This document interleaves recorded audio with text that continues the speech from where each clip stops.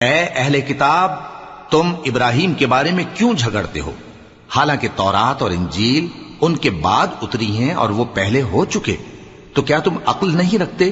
دیکھو، ایسی بات میں تو تم نے جھگڑا کیا ہی تھا جس کا تمہیں کچھ علم تھا بھی، مگر ایسی بات میں کیوں جھگڑتے ہو جس کا تم کو کچھ بھی علم نہیں؟ اور اللہ جانتا ہے اور تم نہیں جانتے۔ ابراہیم نہ تو یہودی تھے اور نہ عیسائی، بلکہ سب سے بے تعلق ہو کر ایک اللہ کے ہو رہے تھے اور اسی کے فرما بردار تھے اور مشرکوں میں نہ تھے۔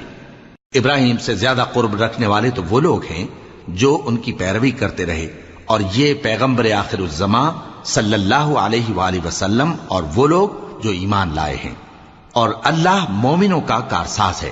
اے اہل اسلام، بعض اہل کتاب اس بات کی خواہش رکھتے ہیں کہ کسی طرح تم کو گمراہ کر دیں، حالانکہ یہ تم کو کیا گمراہ کریں گے، اپنے آپ کو ہی گمراہ کر رہے ہیں اور نہیں جانتے۔